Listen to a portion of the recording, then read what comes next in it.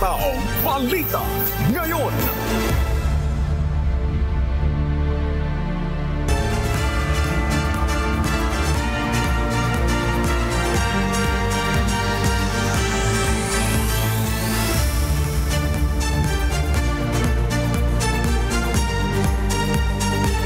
Magandang umaga, Luzon, Visayas, Mindanao at sa buong mundo. Oras natin sa buong kapuluan. 2 minuto na po makalipas sa alas 5 ng umaga, Philippine Standard Time. Ako po si Annie Rentoy. Ngayon po ay araw ng Miyerkules, ika-15 sa buwan ng Oktubre taong 2025. Tayo po ay sabayang napapakinggan sa Radyo La Verdad 1350, ang UNTV Radio. Ako po inyong amigo, Sherwin Kulubong. Good morning sa iyo, amigo Sherwin. Right now, sakay pa rin po ako ng UNTV Radio Mobile Booth na narito ngayon sa Bureau of Customs na matatagpuan dito sa Port of Manila. Antabayanan niyo po, meron tayong pakikipag-ugnayan mamaya. At dito sa lugar mga kasambahay, wala naman kami na experience ng mga pag-ambon. So far, maganda po. Pero doon sa mga nadaanan natin kanina, may talaga naman napakaraming mga malalaking truck. Ayan. Ito yung mga pangitain dito po mga kasambahay. Napakadaming mga truck na talaga namang matatakot ka. Pero so far ay maayos naman. Walang aksidente sa mga nadaanan namin, amigo Sherwin. Yes, good morning Annie. Ganun din yung ating napapansin kada madaling araw. Talagang labasan yan nung mga malalaking truck. Yun yung oras ng kanilang mga pagbiyahe. Kaya ingat-ingat sa mga malilit na sasakyan. At wala rin naman tayong na-experience na pag-ambon o pag-ulan sa ating pagpunta dito sa ating studio, Annie. Salamat sa Diyos. Siyempre, Ani, makakasama rin natin ngayong umaga ang ating global correspondent na si Sunny Cos mula naman sa Houston, Texas, USA para ihatid ang mga balita mula sa iba't ibang panig ng mundo. Maraming salamat sa iyo, amigo Sherwin, at magandang umaga sa iyo, Sunny, diyan sa Houston, Texas. Samantala, simulan na natin ang balitaan. Narito ang malalaki at makabuluhang balita ngayong araw.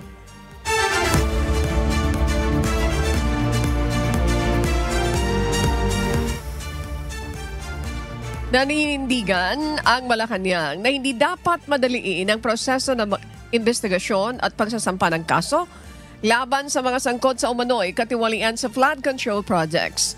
Kasunod ito ng mga survey ng Okta Research at Pulse Asia na nagpapakita ng pagkadismaya ng publiko sa isyu ng korupsyon sa pamahalaan.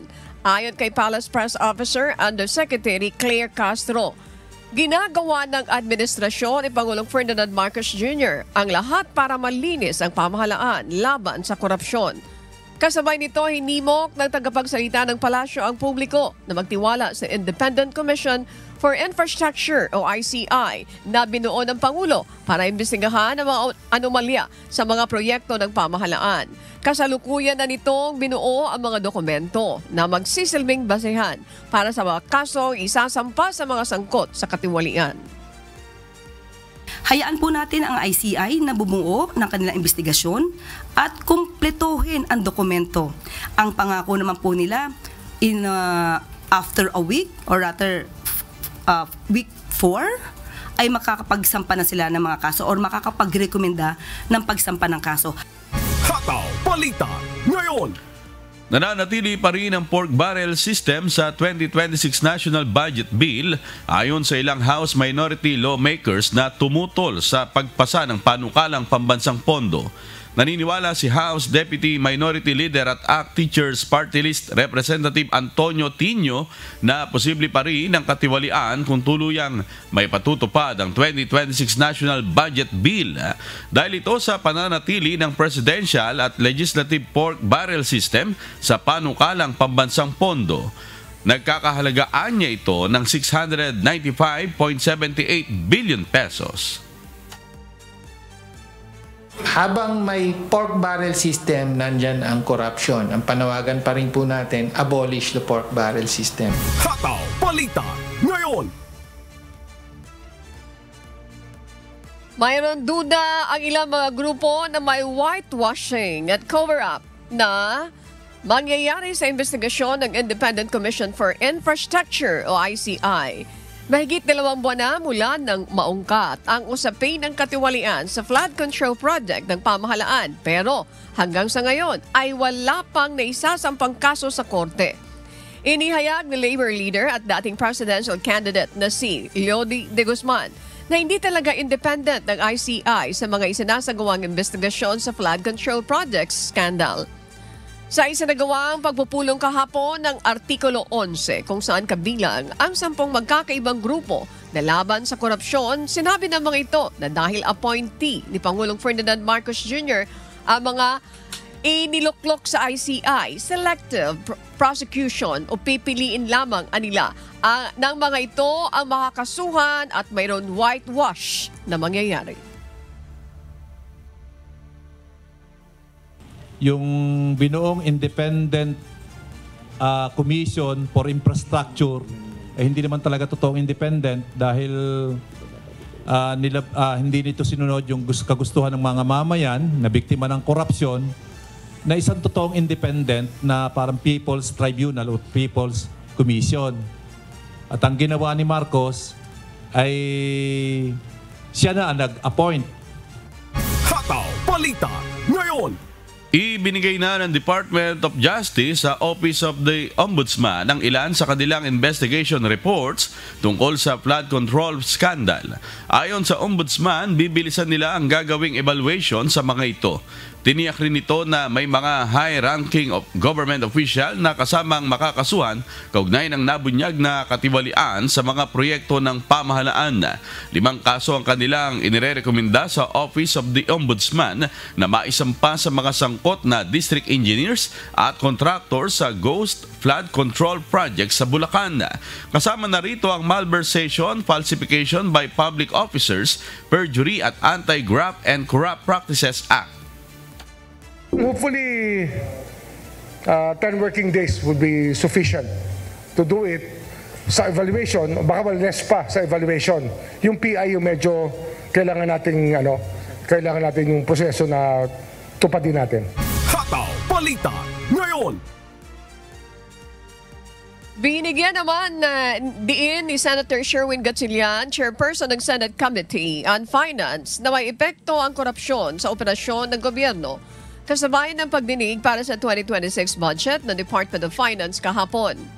Sa budget hearing, sinisiyasat ng senador ang direktang epekto ng katiwalian sa pagbabayad ng buwis ng mga taxpayer. Ito ay habang marami anyang nadidismaya kasabay ng maraming rally na isinasagawa laban sa mga anomalya sa flood control projects ng pamahalaan. Kinumpirma naman ni Finance Secretary Ralph Recto ang pagbaba ng tax collections ng Bureau of Internal Revenue o BIR na sinasabing epekto ng issue ng katiwalian sa gobyerno. Do you see any slowdown in terms of paying taxes? Yes, nararamdaman na ng BIR yan. Medyo yung growth rate ng collection nila nababawasan ng konti, but so far, manageable naman lahat. Hataw Balita Ngayon.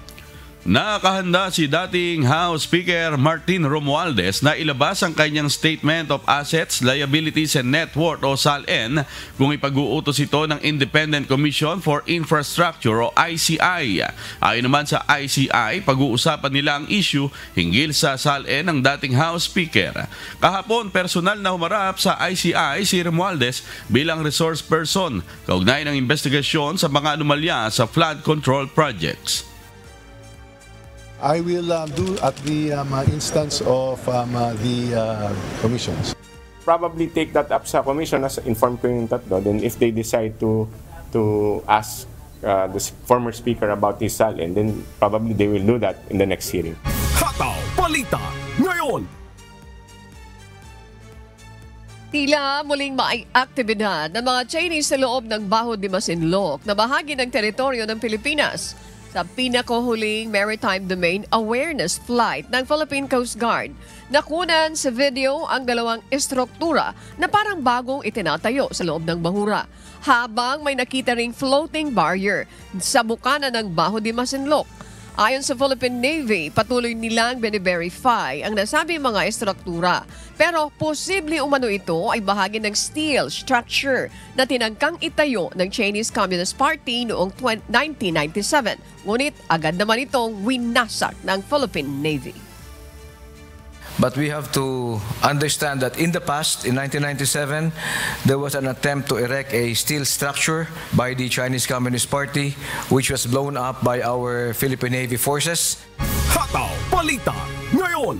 Formal nang nagpaliwanag si Senator Francis Escudero sa Commission on Elections o COMELEC kaugnay ng tinanggap nitong 30 million pesos na campaign donation. Kinumpirma ng kampo ni Escudero na maaga nilang ipinadala sa COMELEC ang paliwanag nito bilang tugon sa motu proprio investigation ng COMELEC. Sa pahayag na inilabas ni Attorney Ramon Esguera, Legal Counsel ng Senador, iginit nito na legal ang naturang donasyon. Idineklara rin niya lahat ito at sinunod ang matagal ng practice. Kumpiyansa rin ng abogado na nasa panig nila ang batas at walang makikitang paglabag dito ang COMELEC. Hataw Balita ngayon. In-inspeksyon naman kahapon ni Pangulong Ferdinand Marcos Jr. ang 2.34 billion Kamalanyugan Bridge Project sa Cagayan na malapit nang matapos. Inaasahan ni Pangulong Marcos na matatapos ang proyekto sa darating na Disyembre. Sa oras na matapos ang proyekto, mas magiging maikli o nasa 20 minuto lang ang biyahe sa pagitan ng Apari at munisipalidad ng Ballesteros sa Cagayan mula sa dating 1 oras na biyahe. Malaking bagay ito kasi Apari, Claveria, Apari, Ballesteros hanggang Ballesteros, meron ng magandang daan. 6,000 ang dadaan dito bawat isang araw. Hataw Balita ngayon. Tiniyak ng Department of Health o DOH na nakahanda ang mga ospital ng Department of Health sa Metro Manila sakaling tumama ang The Big One o ang inaasang magnitude 7.2 na lindol. Ayon sa ahensya, pasado sa Hospital Safety Index sa mga istruktura ng DOH hospitals at nakalatag na ang mga emergency contingency plan para sa malakas na lindol. Ibinahagi naman ng DOH sa kanilang official Facebook page ang mga ospital ng ahensya sa Metro Manila na hinati sa 4 na kwadrant kung saan maaaring dalhin ang mga maapektuhan ng malakas na lindol. Hataw Balita ngayon. Iminungkahi naman ng Office of Civil Defense sa publiko ang pagsasagawa ng buwanang earthquake drill. Sa gitna ito ng sunod-sunod na malalakas na lindol sa bansa at patuloy na banta ng aftershocks. Ayon kay Junie Castillo, ang tagapagsalita ng OCD, hindi lang dapat 4 na beses sa isang taon ang earthquake drill para mas maging handa ang publiko sa pagtama ng malakas na lindol. Sa ngayon, quarterly lamang ang pagsasagawa ng OCD ng National Simultaneous Earthquake Drill o NSED sa bansa. Kung maaari po na masigit dito sa 4 times a year gawin itong ating mga earthquake drills, no? Or kung meron na rin kasama doon earthquake and tsunami drills para po mas masanay talaga tayo. Kung kaya nga po na every month nagagawa natin ito. Importante po kasi specific alam natin kung nasaan tayong lugar, saan tayo dadaan, paano tayo bababa, saan tayo mag-duck, cover and hold. So napakahalaga po ng mga exercise drills na ito.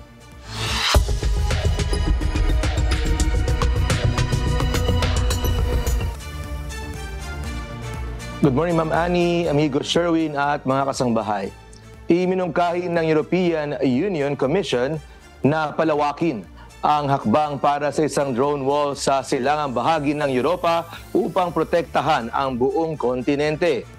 Ito'y bilang tugon sa hinaing ng ibang mga bansa sa Europa na hindi naging saklaw ng mga naging naunang panukala. Ito ang humahataw na balita ni James Hilario. Iminungkahi ng European Commission ang pagpapalawak ng kanilang hakbang para sa isang drone wall sa silangang bahagi ng kontinente. Layunin nitong maprotektahan ang buong Europa. Ang bagong panukala na tinatawag na European Drone Defense Initiative ay isasama sa isang Defense Readiness Roadmap na ilalahad ng komisyon sa darating na Huwebes. Layunin ng hakbang na ito na magtayo ng isang anti-drone network mula sa mga estado ng Baltic hanggang sa Black Sea upang protektahan ang buong kontinente mula sa mga posibleng ilegal na pagpasok ng mga drones. Matatandaan na ang ideya ng drone wall ay iminungkahi ni European Commission President Ursula von der Leyen matapos pumasok ang mga drone mula Russia patungo sa himpapawid ng Poland noong nakaraang buwan. Bagamat tinanggap ng mga bansa sa silangang bahagi ng Europa ang panukalang ito, nagpakita naman ng pag-aalala ang mga bansa sa timog at kanlurang bahagi ng Europa. Ayon sa kanila, hindi tinutugunan ng panukala ang mga banta ng drone sa kanilang mga rehiyon. Bunsod ng hinaing na ito, nagpahiwatig si European Commissioner Andrius Kubilius ng pagbabago sa drone wall plan upang protektahan na ang buong Europa. James Hilario, humahataw sa balita ngayon.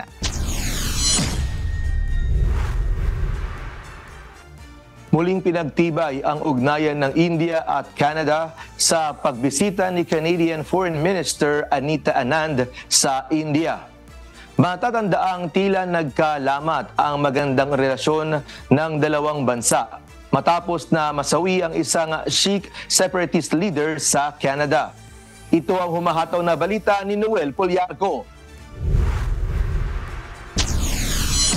Bumisita si Canadian Foreign Minister Anita Anand sa India upang makipag-usap sa kapwa Foreign Minister na si S. Jaisankar at kay Prime Minister Narendra Modi. Sinabi ni PM Modi na ang kanyang pagbisita ay panibagong pagpapatatag sa ugnayan ng dalawang bansa. Una nang nagkalamat ang relasyon ng dalawang bansa noong 2023 nang akusahan ni dating Canadian Prime Minister Justin Trudeau ang India na may kaugnayan sa pagpatay kay Hardeep Singh Nijjar. Itinanggi ito ng India ngunit tinanggalan ng visa services at diplomat ang kani-kaniyang bansa. Sa pagbisita ni Anand sa India, inanunsyo ng dalawang bansa ang mga hakbang matapos ang pag-uusap ng mga foreign minister sa Delhi. Kabilang dito ay ang pag-uusap ukol sa bilateral trade and investment gaya ng pagtutuloy ng Canada-India CEO Forum. Mahalaga umano ito para sa ekonomiya at upang maiwasan din ang pagbuo ng bagong alyansa. Nakatakda ring makipagpulong si Anand kay Indian Commerce Minister Piyush Goyal para palawigin ang trade ties at sa mga business leaders sa Mumbai para sa mga investment at economic opportunities. Una nang nag-usap si Canadian Prime Minister Mark Carney at PM Modi noong Hunyo sa G7 Summit at makalipas ang 2 buwan, humirang ng High Commissioner para sa isa't isa ang dalawang bansa. Pagkatapos sa India, nakatakda namang magtungo ng China at Singapore si Anand bilang bahagi ng Indo-Pacific Strategy ng Canada para palakasin ang ugnayan nito sa rehiyon. Noel Poliarco, humahataw sa balita ngayon. Nag-issue ng evacuation warnings sa Palisades, Altadena dahil sa winter storms na tumama sa California, USA. Ito ang humahataw na balita ni Abby Valdez. Itinaas ang evacuation warning sa mga LA County na burn scars, kabilang ang Palisades, Altadena, Silmar at Hollywood Hills, dulot ng potensyal para sa mapanganib na debris. Isang winter storm ang dumaan sa buong estado ng California noong Lunes na nagdala ng unang malaking snow dump ng season sa Sierra at nagdala ng ulan sa Northern California ng hapon at sa Southern California ng gabi. Nagresulta ang bagyo ng daan-daang pagkantala ng mga flights sa San Francisco Airport at flood advisory sa San Francisco, Oakland at Napa. Itinaas ang flood watch mula Lunes hanggang Martes ng hapon sa Camp Nelson, Coarse Gold, Oakhurst, Kernville, Fish Camp, Lake Isabella, North Fork, Aubrey, Bass Lake at Yosemite Valley, habang ang winter storm warning ay may bisa hanggang 5 p.m. na Miyerkules sa mga komunidad malapit sa Yosemite National Park at Sequoia and Kings Canyon National Park. Nakataas ang freeze watch hanggang Miyerkules ng umaga para sa Bishop, Independence, Lone Pine at Olancha, habang inaasahang tatagal hanggang Huwebes ang mas malamig na temperatura sa buong estado bago ito sundan ng mainit na temperatura. Abby Valdez, humahataw sa balita ngayon.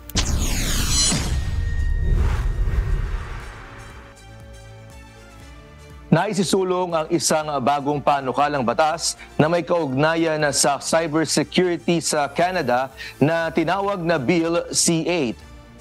Ngunit pa nga ba ng ilan, maaari itong maging banta sa civil liberties ng mga mamamayan. Mula sa Toronto, Canada, may humahataw na balita si Orling Quijano live.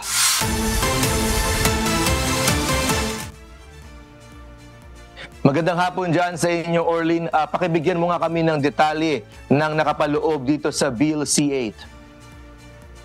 Good afternoon, Sunny. Ang isa sa nakapaloob sa Bill C-8 ay ang papapahintulot sa mga federal ministry na utusan ang mga telecom companies na putulin ang phone o internet access ng isang Canadian na ikinokonsiderang security threat o banta sa seguridad nang walang pag-aproba ng korte o abisong publiko. Sa panukalang batas din na ito, magkakaroon ng kapangyarihan ng gabinete na huwag bigyan ng telecom service ang isang individual batay lamang sa sariling assessment ng pamahalaan sa isang banta sa seguridad nang walang warrant o independent body na magsasagawa ng pagsusuri. Kinumpirma ni Privacy Commissioner Philippe Dufresne na hindi kinonsulta ang kanyang tanggapan bago ihain ang panukalang batas. Samantala, kinundena ni Conservative Member of Parliament Michael Barrett ang panukala bilang mapanganib na pang-aabuso sa kapangyarihan. Aniya, maaari nitong payagan ng gobyerno na kontrolin ng palihim ang komunikasyon ng mga mamamayan nang walang transparency o legal checks. Sa kasalukuyan, ang Bill C-8 ay pumasa sa ikalawang pagbasa at kasalukuyang nakabinbin sa komite sa House of Commons. Balik sa'yo, Sunny. Orlin, very interesting tong balita na ito, no? Bukod ba rito sa Bill C-8, mayroon pa bang ibang mga panukalang batas na may kaugnayan dito sa itong suggested na batas nga ito about cybersecurity sa Canada, Orlin? Sunny, kumbaga this is kind of a second iteration of the bill C-26. May naunang panukalang batas na inihain ng Parliament noong nakaraang late last year and early until next year. Noong January 2025 actually, nabigo itong umusa dahil nga rin sa civil liberties concerns. Dahil yung panukala din ng Bill C-26 ay nakasaad dito na maaaring ma-override o mabaliwala ang privacy rights ng Canadian public. Kaya hindi ito nakausad sa House of Commons at tinapos siya noong January 2025. Sunny? Alright, keep us updated, Orlin. Salamat. Orling Quijano mula naman dyan sa Toronto, Canada.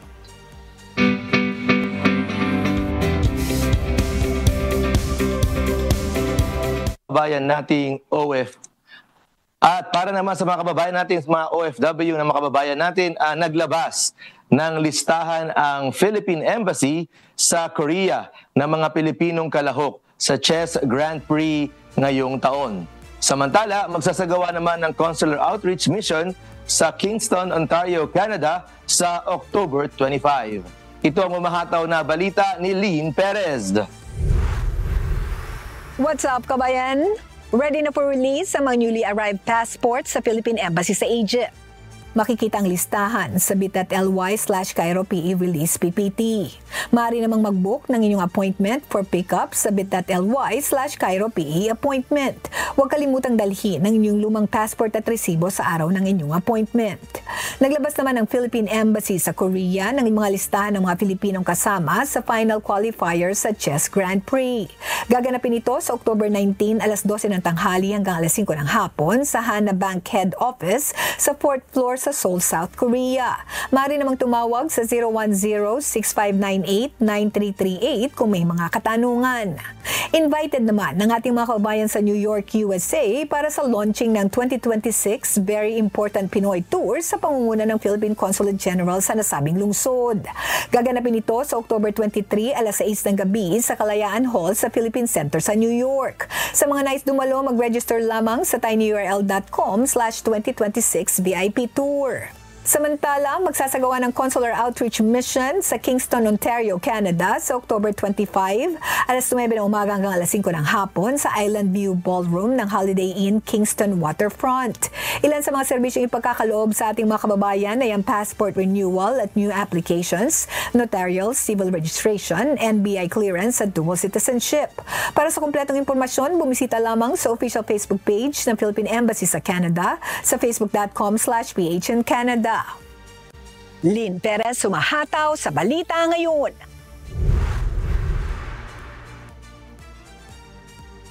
At yan po ang mga balita mula sa iba't ibang panig ng mundo. Mula rito sa Houston, Texas, ako po si Sunny Cos. Magandang araw po. Narito pa rin tayo sa Bureau of Customs, Port of Manila. Sa oras na ito, makakapanayam natin si Attorney Chris Noel Bendijo, ang Deputy Chief of Staff ng Bureau of Customs, upang pag-usapan ang mga polisiya at regulasyon sa pagpapadala ng mga balikbayan boxes. Magandang umaga po sa inyo, Deputy Chief Attorney Chris Bendijo. Ma'am Annie, good morning. Nice to see you again. Good morning sa inyo mga viewers. Thank you very much for finding time with us again. Of course, anytime po. Sa ibang opisina naman. Yes, okay. Okay. I'd like to congratulate you first. Parang hindi ka makasagot. Sige. Okay, this is my first question. Let's talk about the balikbayan boxes na pinapadala ng ating mga overseas Filipino workers. Now, tanong ko po sa inyo, ano yung mga kasalukuyang polisiya, regulasyon ng BOC pagdating po sa pagpapadala ng mga balikbayan boxes, lalo na sa mga overseas Filipino workers? Yes, ma'am. Patungkol sa balikbayan boxes, no? Ito ay sinasaklaw ng ating RA 10863, yung ating Customs Modernization and Tariff Act, at mga BOC issuances, no? Particularly yung Customs Administrative Order 1-2018 at yung Customs Memorandum Order 18-2018. Ito pong aking mga nabanggit. Dito po nakapaloob yung mga qualified na magpadala at exempted sa taxes. Ano po yung mga limitations sa quantity, sa value? Ano po yung mga prohibited items? Ano po yung mga responsibilidad ng ating mga deconsolidators, ating mga consolidators, at yung mga magpapadala po ng mga kanilang goods sa ating bansa? So yan po yung mga sumasaklaw patungkol po sa mga balikbayan boxes. Okay, dapat pala maaral yan ng mga nagpapadala. Ano po? So, ito po ang mga sinasabi ninyo po, aware yung ating mga balikbayan? Opo, meron naman po tayong kadalasang mga yung ating mga FAQs. Makikita po natin ito sa website, yung mga highlights po ng aking mga nabanggit at mga paalala po natin sa ating social media ng BOC, no? Yung mga limitasyon, halimbawa po, no, sa loob ng 1 taon para ikaw ay makapag-avail ng tax exemption, dapat po ikaw ay matuturing na qualified Filipino. Sino po ba itong mga to? Ito po yung ating mga OFWs, ito po yung ating mga dual citizens, at yung mga permanently residing abroad, no? Patungkol naman po sa quantity, sa loob po ng 1 taon, meron po tayong kapasidad na makapagpadala ng 3 beses sa loob ng 1 taon, provided na yung kabuang halaga ay hindi po lalagpas ng 150,000 pesos upang tayo ay makapag-avail nitong tax exemption. Kapag lumagpas naman po tayo, no, pwede pa rin po tayo magpadala, pero meron na po itong kaukulang customs duties and taxes. Pero siguro for purposes of discussion, lalong-lalo na sa ating mga OFW, napakahalagang malaman nila paano pa sila makaka-avail nitong tax exemption. Okay. So mga kasambahay, ang binabanggit po ni Deputy Chief, ang pagpapadala ng balikbayan boxes ay walang buwis. Okay. Walang buwis ito kung susundin yung mga alituntunin. Pero kung susobra ka, you made mention about the quantities. Kapag susobra doon, baka yung ipadala nila parang commercial ang quantities niyan, ibig sabihin may buwis na po yun. Now, tama po yun. Okay. So, paano tinitiyak ng BOC na hindi na-abuso ang tax exemption privilege para doon sa mga balikbayan boxes po? Meron po tayong sistema, no? Yung ating BOC system, nagmo-monitor po niya kung nakakailang padala ka na po sa loob ng 1 taon. No? Kasi nga po, meron tayong limitasyon na hanggang 3 beses lamang. At meron din po itong monitoring patungkol naman sa halaga kasi sa loob po ng 1 calendar year, ang maximum po pwede mapadala ay 150,000 pesos para ikaw ay ma-tax exempt. At titingnan po natin kung ikaw rin po ay qualified na sender para makapag-avail itong tax exemption. At syempre po, no, dapat po yung ating ipapadala ay mga personal goods lamang. Ibig sabihin, consumable, yung pong for personal use only, hindi po siya for commercial use, hindi po siya for trade or sale.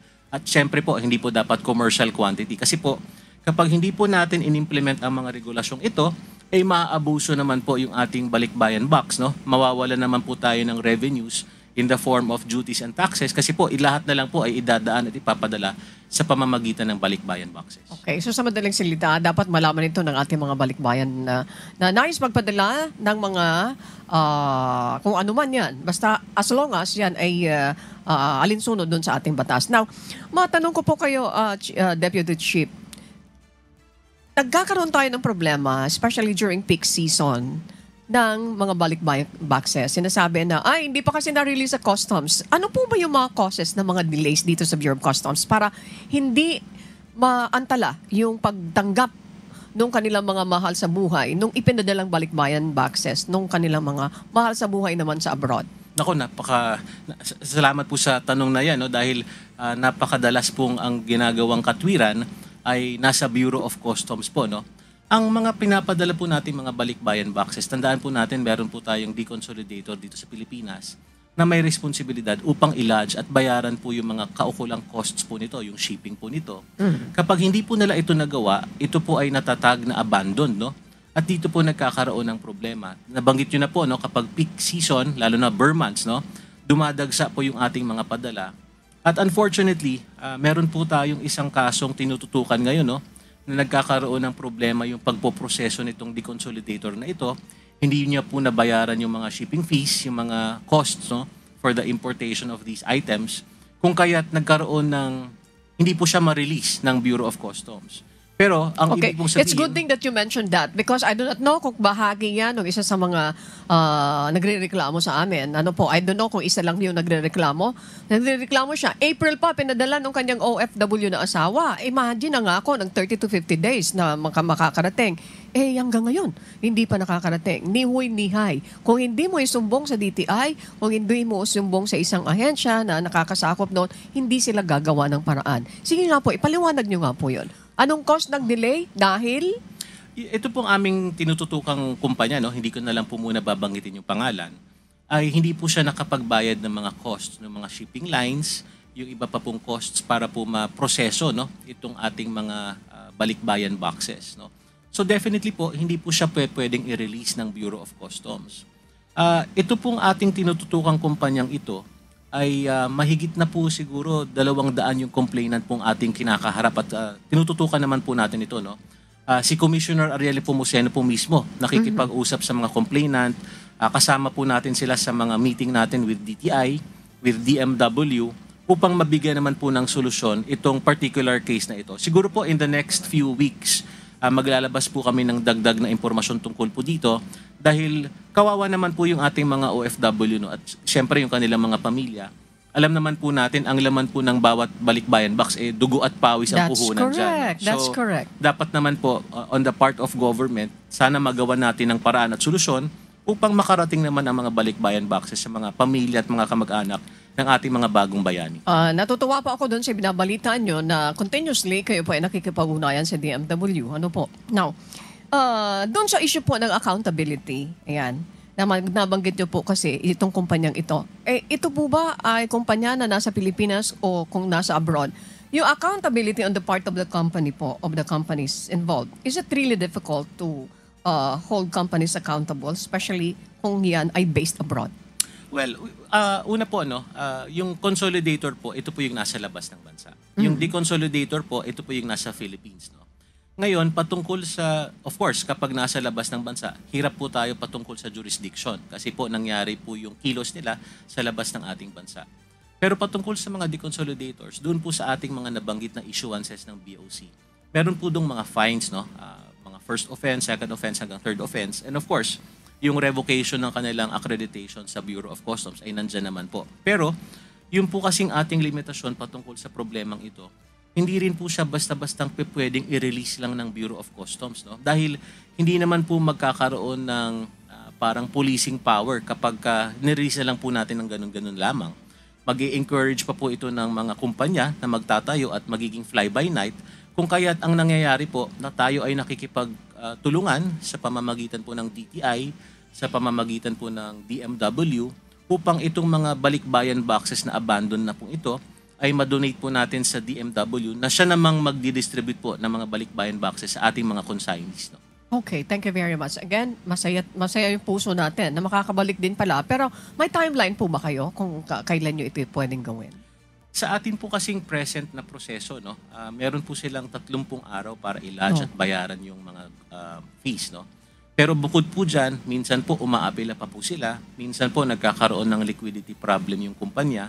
Kung kaya't umaapela sila ng dagdag na panahon upang mabayaran pa. No?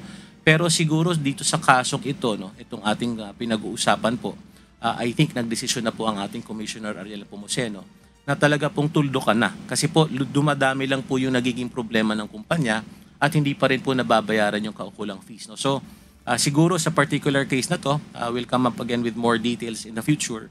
Pero siguro po talagang doon na po tayo papunta, no? Doon sa pakikipagtulungan sa DMW upang maparating na po sa ating mga kababayan. Again, congratulations din sa binabalitaan nyo kasi mayroon na pong solusyon. Now, matanong ko po kayo, may mga cases ba na talagang is the problem of the Bureau of Customs? May delays because of the following reason. Can you cite reasons bakit madidelay dito sa Bureau of Customs? Yung mga ipinapadalang balikbayan boxes. The reason why I'm asking this, may sinasabi, mayroon kasi mga tinicheck, mayroon sinasabi nila na dadaan sa x-ray, yun naman sinasabi na kailangan na lang yung binabanggit nila na scanning the whole container, parang ganon, para to avoid delays. I don't know. Alin ang mas mabilis? Yung x-ray o kaya yung scanning doon sa container? We are not familiar about this po, Deputy Chief. Sige nga po, bakit magkakaroon ng delay yung pag-release ng mga balikbayan boxes? Apart from what you've mentioned a while ago na problema po. Sa normal pong pagkakataon, kapag po dumaan sa x-ray at wala naman po nakitang kontrabando, wala po nakitang prohibited items, wala po ako nakikitang dahilan upang mag-delay sa BOC. Pwera na lang po yung aking nabanggit earlier na hindi po nabayaran ng deconsolidator. No? Pero kung halimbawa po doon tayo sa senaryo na meron pong nakitang kontrabando, may nakita pong droga, meron po kasi tayong polisiya na kapag ang isang kahon ay nakitaan ng ganun, kailangan po nating i-physically examine yung buong container. No? Pero sa akin pong palagay, hindi po ito substantial delay, no? At meron naman din po tayong function as the BOC sa bilang border protection na hindi rin po natin pahihintulutan ang mga illicit drugs at mga prohibited items na makapasok sa bansa. But again po, no, yung pagsascan, yung pag-x-ray, hindi po siya sufficienteng dahilan para magkaroon po ng extended delay. Gaya po ng ating nabanggit, kapag hindi po na-lodge, kapag hindi po nabayaran yung ating mga fees, wala pong masyadong delay on the part of BOC. Hindi po sa dinidepensa ako dahil taga-BOC po ako, no? As a matter of process lang po, kapag wala naman pong nakitang prohibited item sa container, wala pong dahilan para magkaroon ng delay sa Bureau of Customs. Anong assurance na binibigay nyo sa ating mga kababayan, especially yung mga OFWs natin, mga mahal sa buhay nila na nag-aantabay dito at yung magpapadala doon, na peak season, hindi natin uulit kasi every year na lang nagkakaroon tayo ng problema. So, I don't know kung tamang sabihin, correct me there, Deputy Chief, ano ang assurance sa public na we will not experience or they will not experience this anymore? Well, dahil po dito sa nangyaring ito, no, itong binabanggit nating problema ng isang kumpanya, at nakita na rin po, no, ng ating Commissioner Ariel Pomoceno yung kahalagahan ng ating mga bagong bayani. No. Ang Bureau of Customs ay naglunsad po ng isang Balikbayan and OFW Action Center. Ito po ay pinamumunuan ng ating Assistant Commissioner, ng ating pong Deputy Commissioner for AOCG, si Deputy Commissioner Agaton Overo, na galing din pong DTI. No? At ito pong center na ito ang tututok sa mga pangangailangan ng ating mga OFW. Makakakita po kayo ng mga dagdag na mga services, no? In fact po, yung ating website siguro in the coming weeks, magkakaroon po siya ng sariling OFW corner na kung saan yung mga ganitong concerns ay pwede pong erase, no, ng ating mga OFW. But going back to your question po, yung pong ating BAC, no, yung ating Balikbayan and OFW Action Center, ito po yung tututok at makikipag-ugnayan sa DTI upang kumilala, no, sa mga deconsolidator na mapagkakatiwalaan, yung pong walang derogatory record, at tayo po ay magbibigay ng heavy information drive upang mabigyan po ng sapat na gabay yung ating mga OFW na nasa ibang bansa kung sino po ang pwedeng pagkatiwalaan ng kanilang sakripisyo ng kanilang mga balikbayan boxes. Hopefully po, again, may pinag-uusapan na po tayo naging problema, but hopefully po, huli na po itong kumpanyang ito at nang sa ganun po, hindi naman po madamay yung ating mga kababayan at hindi po masayang yung mga sakripisyo ng ating mga OFW. Okay. At this point, Deputy Chief Bendijo, ang ating amigong Sherwin Columong na nariyan sa studio ay mayroon pong additional question. Amigo Sherwin, good morning. Go ahead with your question, please. Thank you. Yes, Sunny, and good morning, sir. Tanong ko lang po kung meron na hubang reforma na ginawa po ang BOC matapos na ituring po ng US State Department na pinaka-corrupt na ahensya sa bansa, sir? How do you take that? How do you take that feedback? How do you take that remark? Well, unang-una po, hindi naman po sa paghuhugas ng kamay, pero lagyan lang po natin ng kaunting konteksto. Na-appoint po si Commissioner, kasama po kami itong July po lamang. Alam namin kasi last time alam namin kung saan kayo naroon. Yes, Sige po. Now, from July until po lumabas itong ulat mula sa US State Department, ano po ba yung mga halimbawa ng mga issuances ni Commissioner Ariel? First week in office, pinasuspindi po namin yung mga implementation ng letters of authority at mission orders. Andiyan na po yung ating anti-conflict of interest memo, Ibig pong sabihin, kapag kayo po ay kawani o opisyal ng BOC, bawal ka pong mag-involve sa customs brokerage. Andyan na rin po yung ating no-take policy. At nandyan na rin po yung ating mga disclosure policy na kung ikaw ay mayroong negosyo o kumpanya na ikaw ay stockholder at ikaw ay nagtatransaksyon sa Bureau of Customs, dapat mo itong ideklara. Ito pong apat na ito, na-issue po lahat ng ito bago pa man po lumabas itong ulat mula sa State Department. Kung kaya't kami ay sumulat din po sa kanila, sa pamamagitan po ng ating DFA, sumulat rin po tayo sa American Chamber of Commerce upang ipaliwanag at i-discuss ang mga na-issue ng ito at nang sa ganun naman ay sana sa mga susunod na mga ulat po nila ay matanggal na yung mga ganitong obserbasyon. So marami na po tayong mga na-implement upang ma-address ang ating mga ganitong issues of corruption, dahil malinaw naman po ang utos ng ating Pangulong Ferdinand Marcos Jr. sa ating Commissioner Ariel Pomoceno. Dalawa lang po, focus on revenue generation, collection of revenues, at pangalawa po, good governance. Doon po sa aspeto ng good governance, magmula po day one, marami na po tayong napatupad upang magkaroon po ng transformasyon ang ating Bureau of Customs dahil ang gusto po natin ay manumbalik po yung public trust sa ating ahensya. Congratulations. Okay. Amigo Sherwin? Ayun, maraming salamat po, Attorney Chris. Congratulations. Pero pag sinasabihan kita congratulations, parang hindi ko makakita yung happiness ng... Masaya naman. Masaya. Sige, Masaya sige. naman. Okay. Deputy Chief, at this point, anong gusto niyong ipanawagan sa ating mga kababayan, mga reminders natin?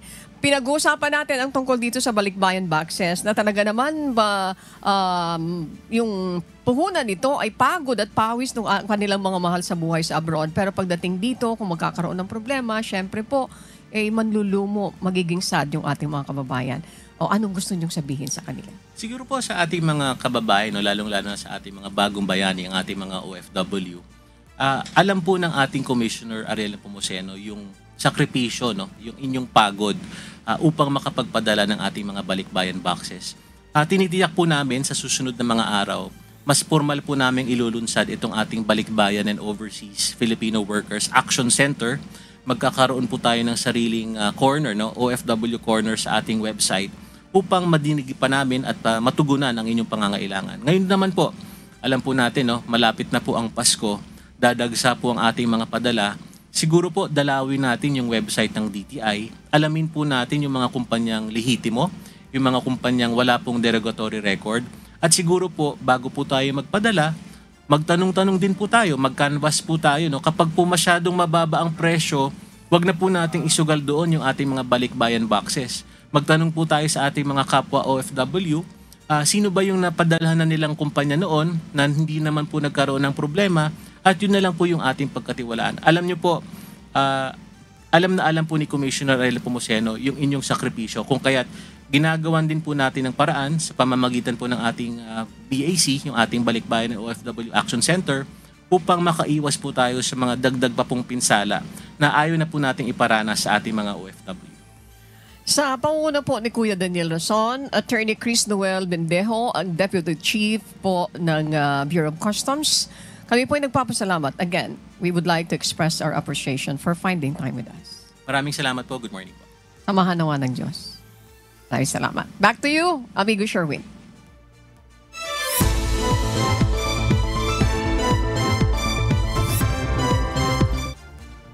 Bagaman maraming mga residente na sa Manay, Davao Oriental ang nahatira ng tulong matapos na tumama ang malakas na lindol noong Biyernes, nananatili pa ring pahirapan ang pagdadala ng ayuda sa nasa 300 mga residente ng Barangay Fermin sa munisipalidad ng Manay na siyang sentro ng malakas na lindol. Si Gladys Tuabi humahataw. May mga nagkalat na malalaking bato na nakaharang sa daan dahil sa lindol kaya pahirapang makadaan ang mga sasakyan. Ito ang dahilan kung bakit pahirapan ang pagdadala ng ayuda o tulong sa mga apektadong residente ng Barangay San Fermin sa Manay, Davao Oriental. Bagamat patuloy ang pagdating ng tulong mula sa pamahalaan at mga pribadong grupo, naging mabagal ang distribusyon ng ayuda sa Barangay San Fermin sa Manay, Davao Oriental kumpara sa ibang barangay. Ang mga barangay, almost 80% na naka-receive na sa ilang food packs. Only Barangay San Fermin ang wala pa. Kay naay obstruction nga dagkong bato along the way. So maglisod ni og hatod sa ayuda tungod kay dili gyud makasulod ang mga dagkong truck na maghatod. It's only single motorcycle. Unya, delikado pa gyud. Kay ano dahil about to fall na pod nga mga bato sa taas nga delikado. Nagsasagawa na ng clearing operations ang lokal na pamahalaan upang mapadali ang pagdaan ng mga sasakyan at mabilis na makarating ang tulong sa mga residente. Ayon sa mga otoridad, pangunahing pangangailangan ng mga residente ang malinis na tubig at temporary shelter, lalo na ang mga pamilyang nasira ang tahanan dahil sa malakas na pagyanig. Habang tinitingnan ngayon ng LGU ang posibleng tulong na dapat ibigay sa mga pamilyang tuluyang nawalan ng tirahan. Nag-convene karon ang among kuan unsay dapat natong i-prioritize, no? So naa may national aid. So basig kato na atong ihatag sa mga initial kasi una dito sa mga totally damaged houses. Ayon sa LGU, posibleng sa loob ng isang buwan ay unti-unti nang makakabalik sa normal na pamumuhay ang mga residenteng naapektuhan ng lindol sa Manay. Gladys Tuabi, humahataw sa balita ngayon.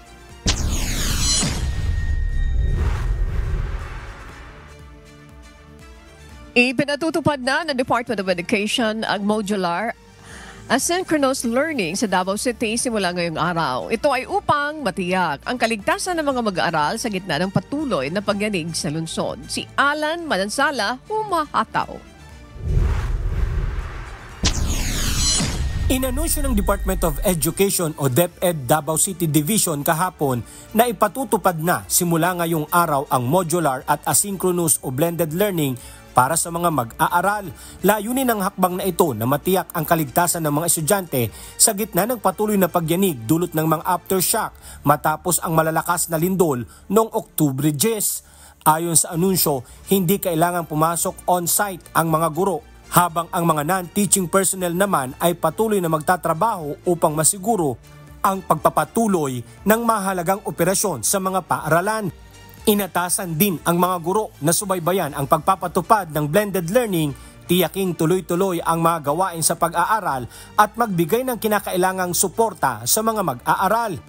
Pinapaalalahanan naman ang lahat na manatiling mapagmatsyag at unahin ang kaligtasan habang ipinagpapatuloy ang pagkatuto sa gitna ng patuloy na pagyanig sa lugar. Alan Manansala, humahataw sa balita ngayon.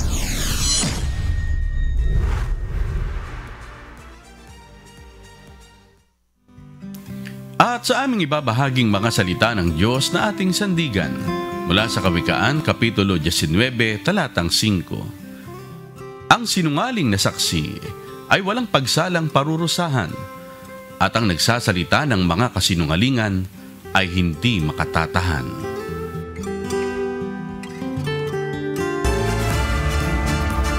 At yan po ang mga umahataw na balita ngayong umaga ng Miyerkules, ika-15 sa buwan ng Oktubre 2025. Ako po ang inyong amigo, Sherwin Kulubong. Sa ngalan ng lahat na bumubuo ng UNTV News and Rescue, UNTV Radyo La Verdad 1350 at ng ating mga correspondents mula po sa Pilipinas at sa iba't ibang panig ng mundo. Ako naman po si Annie Ranford. At dito sa UNTV at UNTV Radyo La Verdad 1350, Diyos ang aming sandigan, serbisyo publiko ang aming pinahahalagahan. Susunod na po ang Good Morning Kuya. Salamat po sa Diyos at magandang umaga.